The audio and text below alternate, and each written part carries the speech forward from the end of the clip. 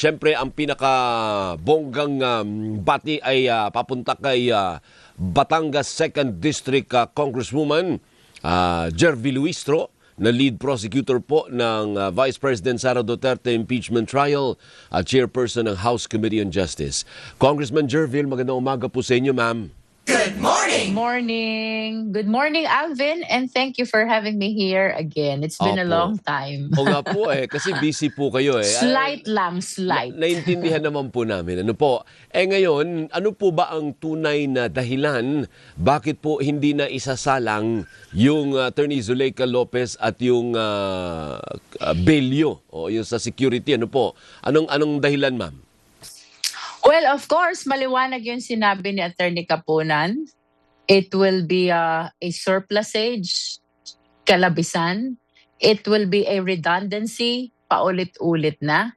And it is totally unnecessary, hindi na kailangan. Sapagkat yung aming purpose kung bakit isasalang si Attorney Zuleika Lopez at ganun din si Captain Belinda Bello ay na-cover na ng testimonya ng dalawang naunang witnesses in the person of NBI agent Kalilong and Attorney Lotok yung kahapon, no? Nakatulong din sa amin yung paulit-ulit na admissions ng defense pertaining to the presence of, the authenticity, genuineness of the subject video of November 23, 2026. At malaking bagay din itong mga naging clarificatory questions ng ating mga senator judges. Pinoint out kahapon ni Attorney Kapunan, huwag tayong malilito. This is impeachment trial where the ground is culpable violation of the Constitution, high crime, and betrayal of public trust, and not threat as a criminal offense, no? Hindi po ito criminal proceeding. Ito po ay impeachment trial, no?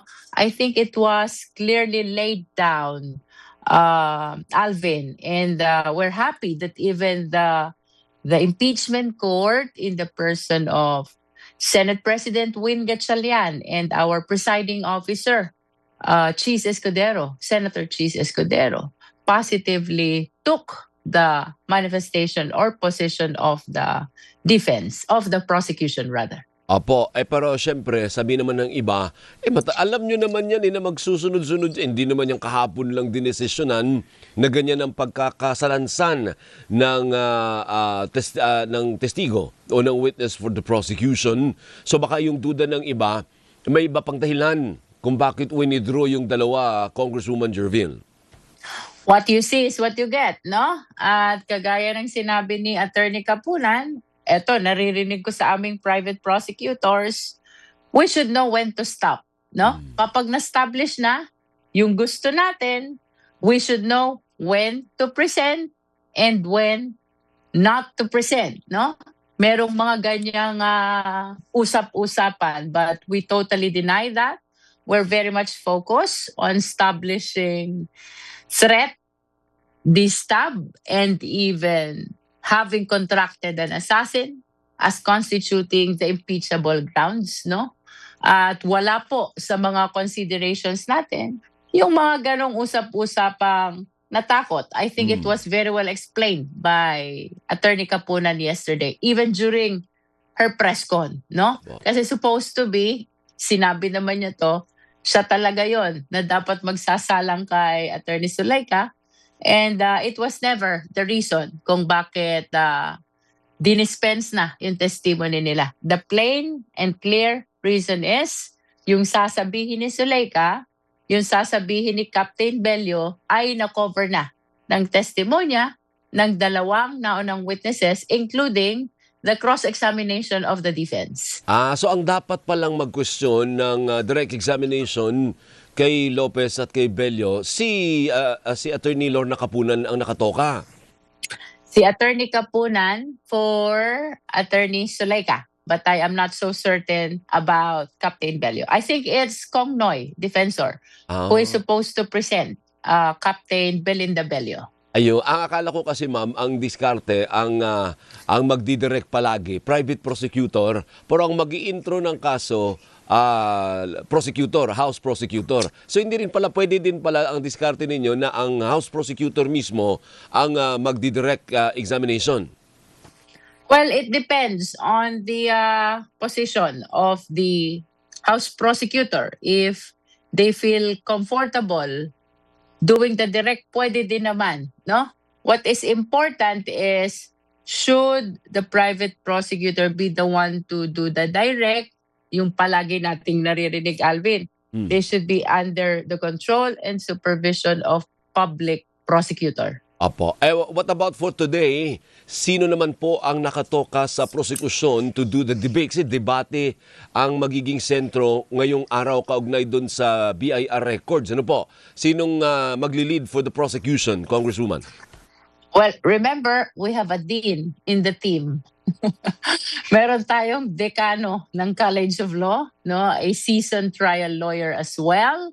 Tumigil nga lang because he became a member of the House, and we are very much positive dito sa pagtayo ni Congressman Chel Jokno in behalf of the prosecution. Aba, si He will be Chel doing. Jokno pala mamaya, Kong. Yes, yes. Of course, everybody knows Congressman Chel Jokno, and that is why we are very much positive. Talagang, I must say, powerhouse ang prosecution team. Yes, pero may assistant naman po 'yan, ano po? Ibig sabihin meron naman siyang parang kumaga assistant or sidekick pagdating sa debate mamaya.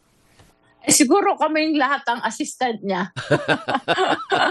All of us will be assisting him. But knowing Kong Chel, kayang-kaya niya yan. No? Oo naman. With his several number of years in the academe as dean, no? And several number of years in litigation.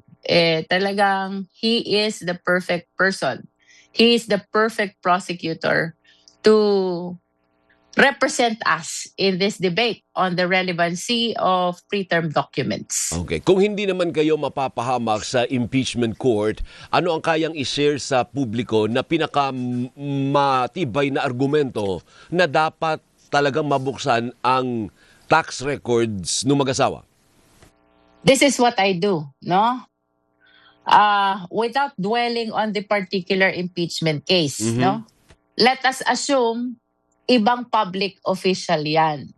Relevant po ba yung mga naganap o dokumento bago siya naging impeachable official, no? So, for example, 2022 naging public official. Yun po bang mga pangyayari, including documents before 2022, are they relevant in the impeachment trial? Our position is yes. And our principal argument is the Constitution, no? Again, without making reference to this particular impeachment case. Ang sabi po sa Section 2, Article 11, the President, Vice President, Justices of the Supreme Court, members of the Constitutional Commission, and the Ombudsman may be removed for and conviction on any of the grounds for impeachment. Ang binanggit doon, the grounds for impeachment, culpable violation of the Constitution, treason, high crime, bribery, graft, and corruption, and even betrayal of public trust. Pero nowhere in that provision will you see na dapat kinomit ito during the incumbency of the public official. Walang binanggit na ganyan ang Constitution. Basically, ang binanggit lang ng Constitution, sino ang impeachable official? Ano ang mga exclusive grounds for impeachment? But it never made mention as to when the grounds should have been committed or should be committed. Walang sinabi kung ito ba'y dapat kinomit before he became an impeachable official or during the time that he is an impeachable official. Basic yan. And we're talking about the fundamental law of the land, which is the Constitution, to which all other laws all other jurisprudence must be aligned. Kasi ito yung pinaka pundasyon natin eh. Ito yung fundamental law. Ito yung representation of the mandate of the sovereign Filipino people. All other laws must always be consistent with with the provision of the Constitution. Tama. So, ibig sabihin, ang posisyon ninyo, pwedeng mag-backtrack. Hindi lang siya kung kailan ka nagsimula as Vice President, for instance, or as President, for instance, or as Congresswoman, for instance. Kung hindi prior to that, pwedeng i-trace yun, pwedeng isali yun sa investigasyon.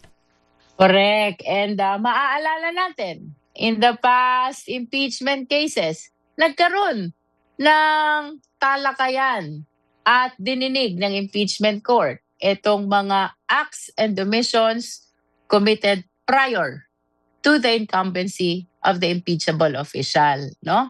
During Corona time and even during Estrada time, I think even those acts and omissions before becoming an impeachable official were thoroughly deliberated upon by the impeachment court, no? At kahapon, na-share ko din, kung maalala natin yung naging kaso ni Justice Sereno, no?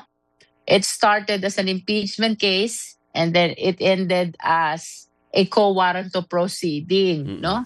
Pero dun sa quo warranto proceeding, ang naging ground for her disqualification is Salen. failure to disclose in her SALN yung naging sweldo niya during the time that she was a UP professor. That's right. At tagal na nun, Oo. di ba? Binalikan, kumbaga. Binalikan. And because of her failure to disclose the same in her SALN during that time, hindi pa siya impeachable noon, it was considered as the ground for her disqualification in the quo warranto proceeding. Of course, we understand this is quo warranto. This is impeachment. That one is quo warranto, no? Pero ang interpretation namin dyan, kung yung prior conduct can be considered as a ground for disqualification or in determining the qualification of a public official, it should be considered as a ground also in removing public official. That includes the impeachable official. Okay, puntahan ko yung statement ni Vice President Sara Duterte kahapon habang sa kasagsagan ng paglilitis, Congresswoman. May problema ba kayo dito sa statement niya at irereklamo niyo ba ito sa impeachment court? Kasi parang meron na sa conclusion na ang sinabi niya ay the complaint is not supported by evidence or palalagpasin niyo na lang ito? Well, she is entitled to her own opinion, no? We are too focused and dedicated to this impeachment trial. We will see kung magkakaroon ng position ang prosecution team. Remember that we are 11 House prosecutors and 15 private prosecutors here. And as much as possible, we would like to decide and act as a team. Opo, kasi ang sinabi niya, parang meron na siyang konklusyon kung ang prosecution ay ingat na ingat, no, para hindi ma-subjudice o hindi masita ng impeachment court. Sabi niya, repeatedly claiming that there were threats when none existed, inventing an assassin where there was none, and fabricating evidence to support those claims does not transform fiction into fact. Instead, such actions undermine the integrity of public institutions, erode public trust, waste public resources, and corrupt the search for truth. What do you say? Actually, that is a discussion on the merits already. Exactly. No? Exactly, yun nga yung point ko. Kaya kita tinatanong kung irereklamo nyo ba ito sa impeachment kung, tinatouch na ni Vice President yung yung merits ng kaso. O hayaan nyo na lang, palalagpasin nyo na lang. We'll see. We'll hear from the rest of the prosecution team. But let me just state, ever since nasa House Rep pa lang kami, ang position talaga namin dyan, res ipsa loquitur. What you see is what you get. No? After all, sa kanya lahat ng galing yan eh. Diba? It was her own utterances Pero ako naman, yung punto ko is, hindi ba parang sampal din ito sa impeachment court? I mean, hindi pa tapos mag-imbestiga yung impeachment court and yet may statement ka ng ganyan. We will discuss it with our colleagues in the prosecution, but apparently it is my submission na mukhang lumalampas sa boundaries. Mukhang it is an apparent discussion on the merits, no? Although bagaman, Alvin, even us, we find it hard sometimes to delineate between what can be discussed and what cannot be discussed. That is why every time I am being asked of a question, I would always start without particular reference to this impeachment trial. Opo, opo. Let us say there is another public official, just to be able to contribute to the understanding of the Filipino people of what is happening in this impeachment trial. But of course, I share with your opinion, no? But that is also a tingnan respect, natin. no? Respeto din sa impeachment court. Kasi otherwise, Yeah. kung may conclusion ka na, huwag na tayong maglitis. Meron na palang conclusion di ho ba? Nevertheless, no? Siguro, let us take exception then of the fact that the defense is actively participating in this impeachment trial, no? So perhaps for that, we wish to believe that the defense is submitting themselves to the jurisdiction and authority of the impeachment court, Okay. regardless of the pronouncement of the Vice President with respect to what I believe are merits already. One last. Ano po? So ang sasalang po, hindi pa tapos yung Article 4. Ano po? Nandito pa lang tayo sa Article 4 of the 4 impeachment articles. Ano po? May kasunod pa, hindi ho ba? O tapos na yung Article 4? Magne-next article na tayo? Actually, we went over our PTO, pre-trial order, and we came to realize napakahaba pa pala na listahan ng aming witnesses. Yesterday nga during my interview, I thought that Attorney Melvin, the NBI director, will be the last unless there will be some other witnesses which presentation can be anchored under reservation. No? So we will be making a final decision today with respect to the rest of the witnesses for threat, because we honestly believe that we have established it already in as far as Agent Calilong and Attorney Lotok is concerned. No? At napakahusay nitong dalawang testigong ito. Talagang they did very well in their examination. No? Sabi ko ilan nga pa po, Attorney? Kung ilan pa po bago after kay Matibag? Actually, ang dami pa Parang if we will be basing it on the list, no? If we will be basing it on the list, it seems na 5 pa. 5? Naku po, Diyos ko po, hahaba pa po Yeah. lalo Isang araw, isang And- testigo. Minsan 2 araw pa, isang testigo lang, Kong. And that is why we need to revisit the list. We will be doing it this morning, no? Revisit the list and come up with our final decision as to sino pa ang isasalang at sino ang hindi na. Well, to be specific, 5 more. That 5 is more. bukod Sige pa kay Director Matibag. Are you at liberty to divulge sino yung 5 pa? Wag na lang. Okay. See, I respect that. Kung hanggang saan lang, wag nating pilitin. Kung ano lang yung pwedeng sabihin, baka malagay sa alanganin si Oo. But Congresswoman. definitely, we totally understand we totally understand the position of the prosecution yesterday, no? We do not want to cause redundancy. Ayaw natin ng paulit-ulit ang testimonya. We do not want to cause surplusage, kalabisan na ng testimonya, no? And we acknowledge what are not necessary, no? For the purpose of establishing Article 4, that is threat. And this is likewise in accord with the respondent's right to due process, or to be specific, speedy trial. Yeah. And we will be using the same parameter in going over the remaining witnesses for threat and come up with a decision whether they will still be presented or not. Very good. Thank you. Good luck po sa inyo later. Maraming salamat, Congresswoman. It's always nice to see you, ma'am. Sa ulitin. Thank you, Alvin. Bakit Buhay ka. wala si Doris? nagpapalitada pa po. Oh. Thank you. Good Salamat morning po. Good morning, sa lahat ma'am. ng sumusubaybay. Thank you. Mabuhay ka. Si Congresswoman Jervil Luistro ng ikalawang distrito ng Batangas at lead prosecutor po ng Vice President Sara Duterte impeachment trial at chairperson ng House Committee on Justice. Pihit na po kagad tayo kay Father. Na-miss ko ito. Ang tagal ko na hindi na-interview si Father, ha?